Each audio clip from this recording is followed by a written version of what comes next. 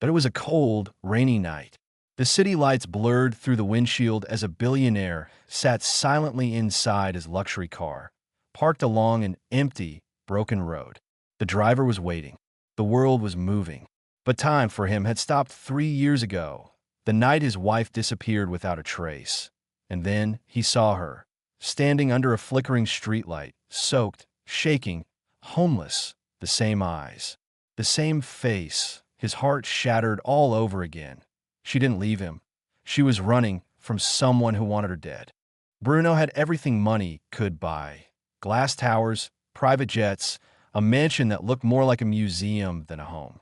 But every night, when the lights went out and the city fell silent, he was just a lonely man staring at the empty space beside him. 3 years had passed since Iris vanished without a goodbye, without a note, without a reason. People said she left. Newspapers called it a mysterious disappearance. Bruno called it a wound that never healed. That night, the rain fell like the sky was mourning too, and as his car slowed on a deserted road, his eyes caught a fragile figure under a broken streetlight.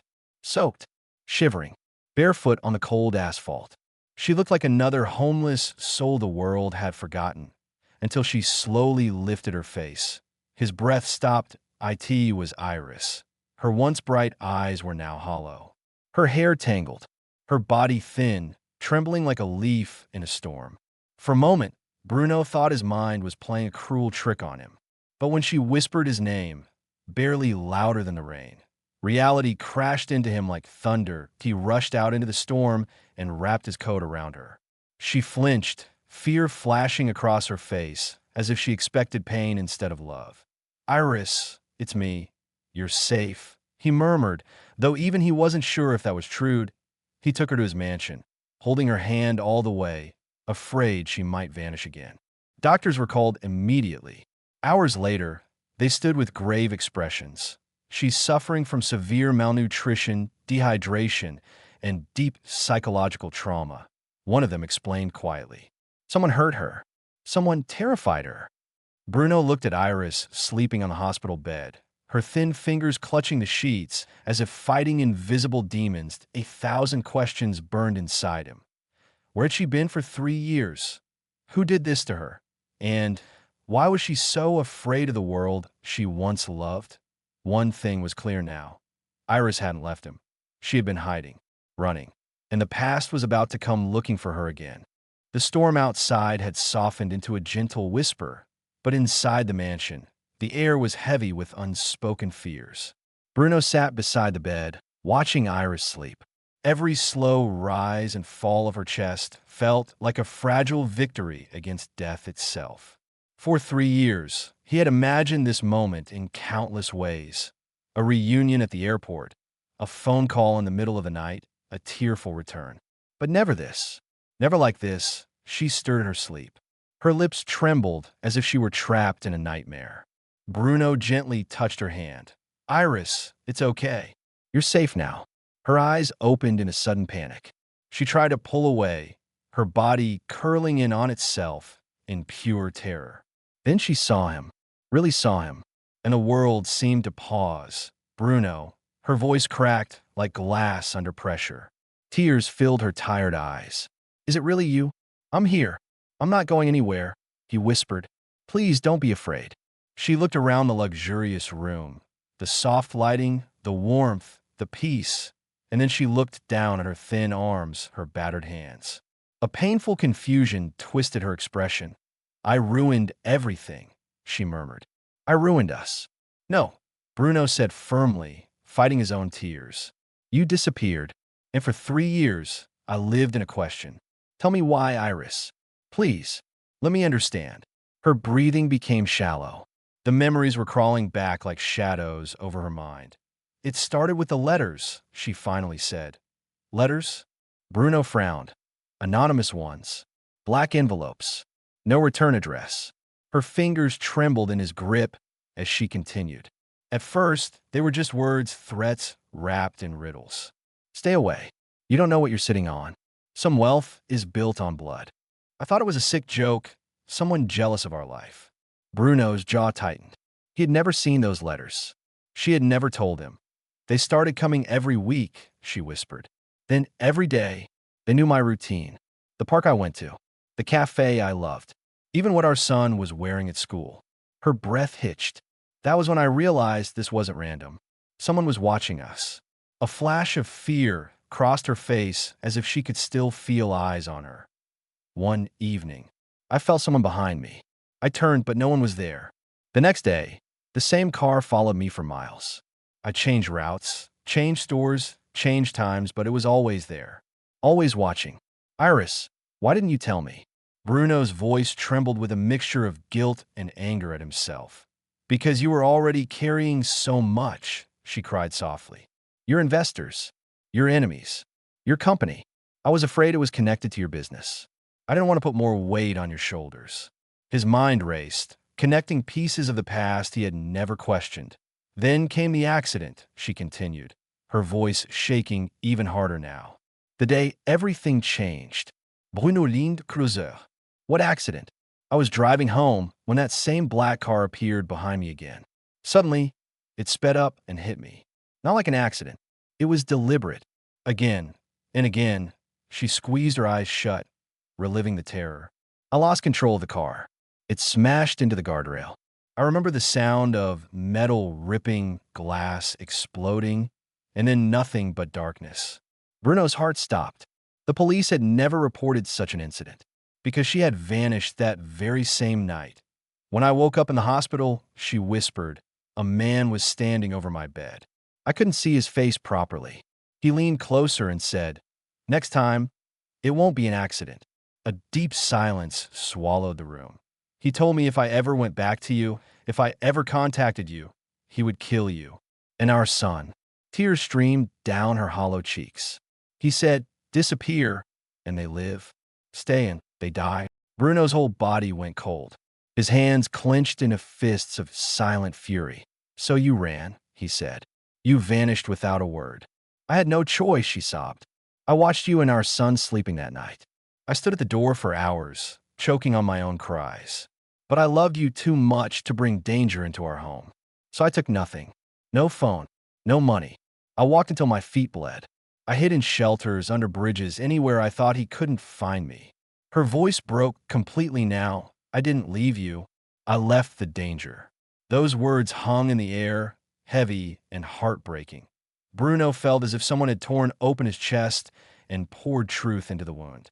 All the anger he had once buried, all the confusion, it melted into aching understanding. You thought you were protecting us, he whispered in disbelief. Yes, she nodded through tears. Every night, I prayed that you hated me. Because if you hated me, it meant you were alive. A quiet sob escaped his lips. He pressed his forehead against hers, his tears falling onto her bruised skin. And every night, he whispered, I prayed you were alive too. The mystery was no longer just a story. It was now a living, breathing enemy. And somewhere out there, the person who broke her was still watching, still waiting, still dangerous. But for the first time in 3 years, Iris was not running alone. The house that had once been filled with laughter now felt like a crime scene frozen in time. Bruno hadn't stepped inside the old home since the day Iris vanished. Every room held echoes, her voice in the hallway, her perfume lingering in the bedroom, her half-finished coffee cup still living in his memory. But now, he stood in the doorway again, driven not by nostalgia, but by the desperate need for truth. Iris had finally fallen into a restless sleep back at the mansion. The doctors had insisted she needed deep rest. But Bruno couldn't sleep, and he couldn't stay still, because someone had destroyed his world, and he was done being a victim of the unknown. He walked through the dust-covered living room with slow steps, his eyes scanning every corner. The paintings were gone. The curtains had turned gray. But something inside him kept whispering, look closer. IT was near the bookshelf, the one Iris used to dust every morning, that he noticed it. The floorboard at IT was slightly lifted, just a little. Enough for someone obsessive enough to notice. Bruno knelt down and ran his hand across it. It creaked differently than the rest. His breath tightened. Using careful pressure, he pried it open. Inside was a small, dust-covered metal box. His heart slammed against his ribs. He opened it, a hard drive, and underneath it, a single folded note in Iris's handwriting. "If I disappear, the truth is hidden here." His hands trembled as he held the drive, as if he was holding the past itself. Back at the mansion, the room was dark except for the glowing computer screen. The file names were simple: dates, times, camera numbers. Iris had secretly installed security cameras around the house weeks before she disappeared. Bruno clicked on the first video. Nothing unusual. Empty hallways, quiet nights, then another file. The blue screen shifted to the driveway. Rain? A familiar black car. His breath stopped. He zoomed in.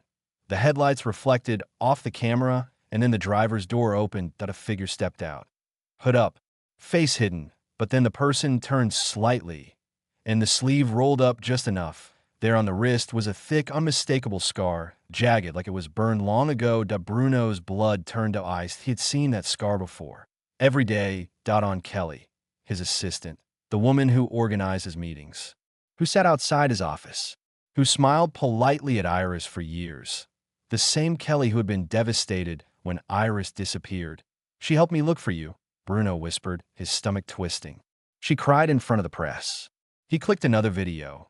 The footage showed Kelly standing outside the gate late at night, watching, waiting, as if memorizing the house. The next clip showed her slipping something into the mailbox, the letters. Another clip, her car following Iris from a distance again and again, every day, like a shadow that would never leave. Bruno staggered back from the screen, breath ragged. "She was obsessed," he muttered. "With me, with my life." And then came the final video, the one that made his entire body shake. Rain. The same deserted road where Iris had been hit. Kelly's car behind Iris's vehicle. Suddenly, acceleration. Impact once, twice. Then Iris's car swerving, crashing, disappearing from the camera's view. It was not an accident. It was attempted murder. Bruno slammed his fist into the desk, his roar filling the massive room. Anger like he had never known burned through his veins. All those meetings, all those conversations. Kelly had stood beside him for 3 years while the woman he loved slept under bridges, starved, bled, and lived in fear. He picked up his phone with shaking hands. "Police. Now, I have evidence of attempted murder, kidnapping, stalking, everything." Within an hour, the mansion was surrounded by flashing red and blue lights. Ministers, officers, investigators filled the halls as the evidence was transferred. The hard drive, the videos, the timestamps. Kelly had been called for an urgent work meeting. She entered the mansion calmly, in her professional suit, carrying her notebook, the same way she'd done thousands of times before. But as soon as she stepped inside, she froze. The police, the screens, the footage paused on her scarred wrist. Her mask cracked. Bruno stepped forward, eyes filled with fire. "It was you." Silence. Then a slow, chilling smile curled on her lips. "You were never supposed to find out," she said softly. "She didn't deserve you. That life. That house. I did. You tried to kill her," Bruno growled. "You destroyed her. You destroyed us." She was in the way. Kelly snapped, her voice suddenly unhinged. "You barely saw me. I was always there, Bruno. I protected you. I organized your world. And she just walked in and took everything. You made her disappear."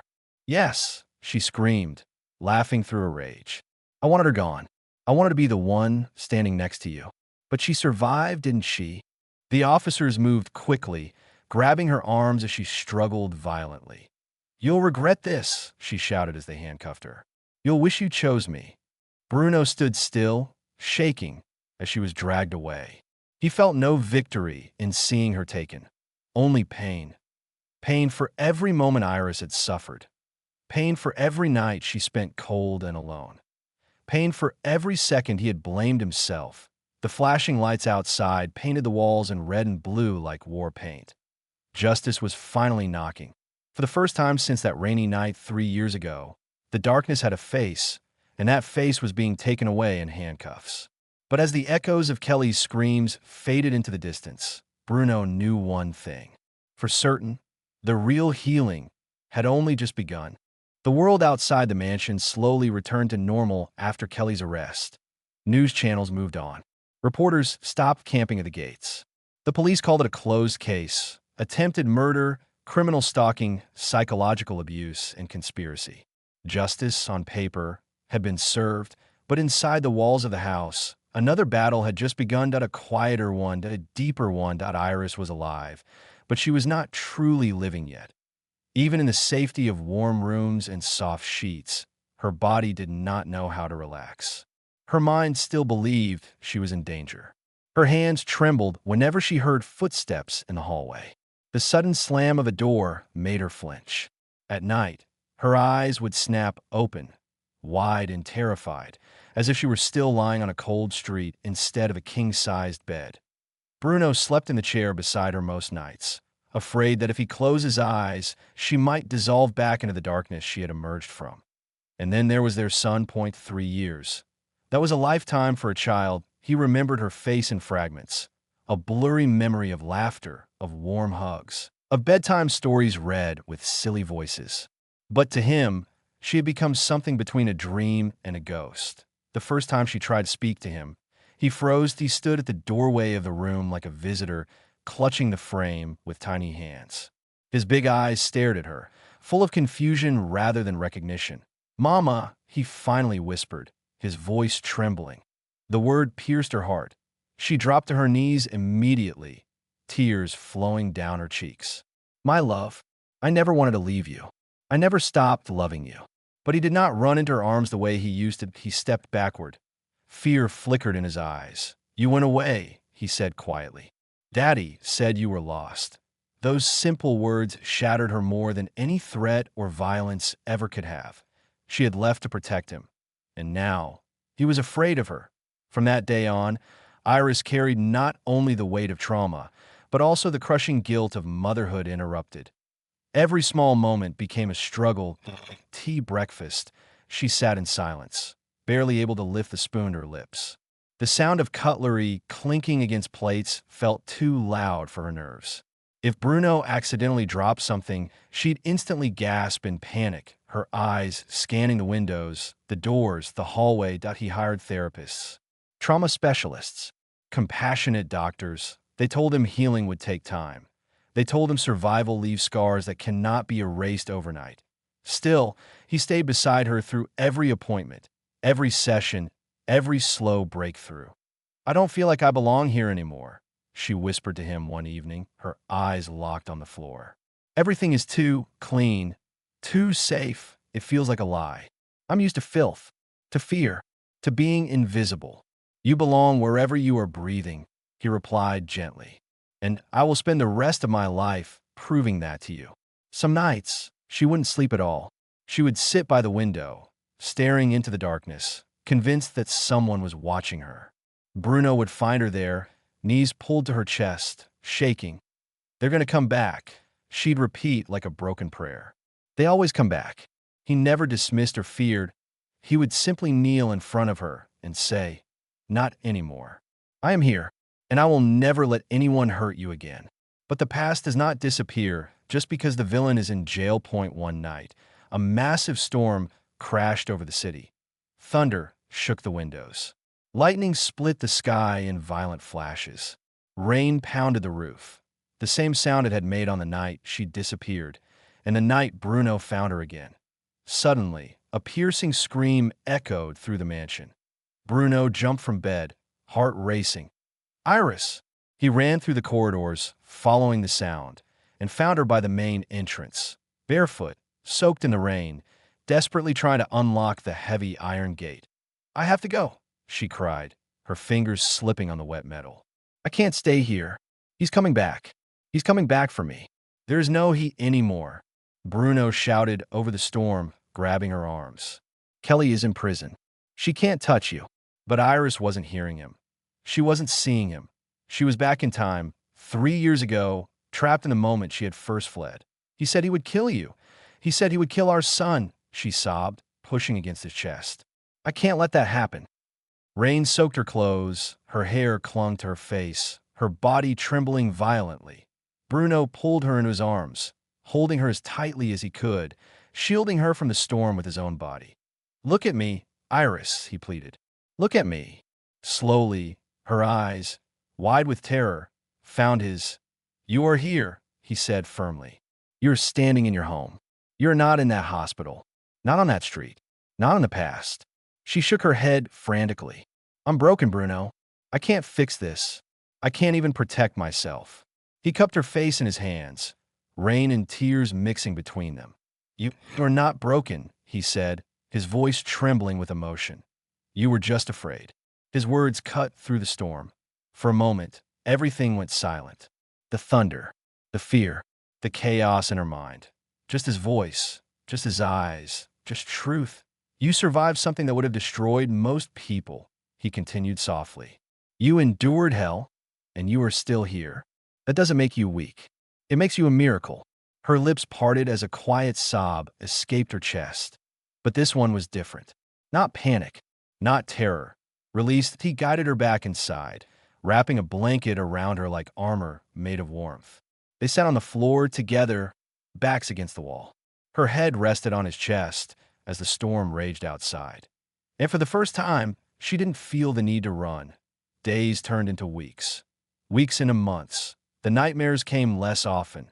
The panic attacks softened. One morning, their son walked up to her without fear. He hesitated for a second, then placed a small toy car in her hand. "For you, Mama." She looked at it, then at him. Tears filled her eyes. "Will you read me a story again?" he asked quietly. That simple question lived the beginning of everything healing. She smiled, a real smile this time. And in that moment, Bruno realized something powerful. The battle was not over, but hope had finally stepped inside their home, and it was learning to stay.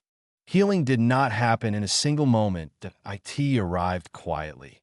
In small victories that most people would never notice. It came the first time Iris slept through an entire night without waking in fear.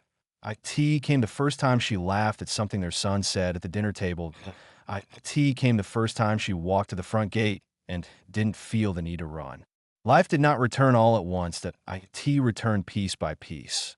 Family dinners slowly became a routine again. It first. Iris only sat quietly, watching Bruno and their son talk. The clinking of plates still made her tense, but she stayed. She breathed through it. Bruno never rushed her. He simply smiled at her every time he caught her looking lost, as if saying, "You're here. That's enough." Soon, she started cooking little dishes again. Simple ones. Her famous soup. The sweet bread she used to make on Sundays. The kitchen slowly filled with smells from the past. Comforting, familiar, healing. And one evening, as the sun painted the walls with gold, she finally spoke the words that had been locked inside her chest. "I want to come home. For real this time." Bruno looked at her, his eyes filled with emotion he could barely control. "You never left home, Iris. You were just on a long road back to it."